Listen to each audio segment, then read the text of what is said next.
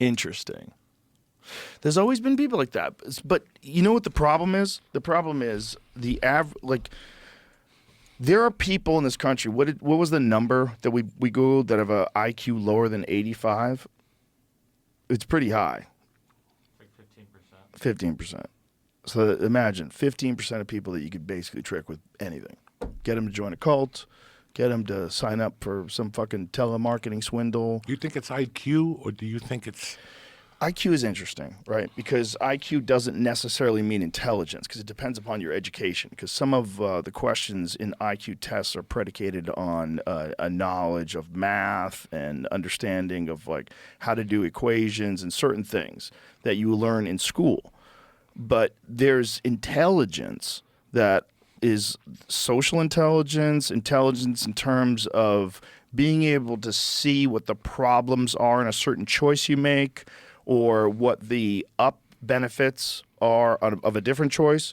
There's people that are strategizers, and they're really good at like business. They're really good at figuring people out. They're really good at figuring themselves out. There's an intelligence to that. So the problem with IQ, in my mind, is I know a lot of people with very high IQs, but their life is a clumsy mess.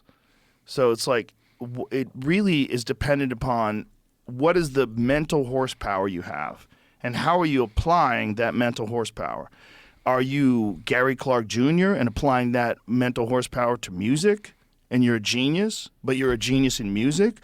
Or are you Lex Friedman and you're making, artificial intelligence and coding robots? Are you Elon Musk? You're making spaceships. Like, what are you doing with this intelligence? So IQ...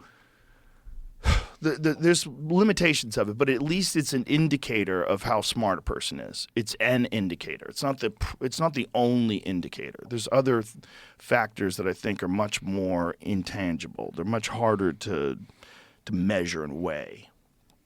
That's my take on it. I think it means something.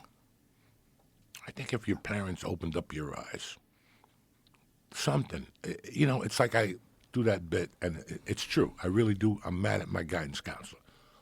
I really am, deep down inside, because, he was telling you all about those job possibilities and college possibilities, but he forgot to tell us about New York being right across the river and all the possibilities you had over there.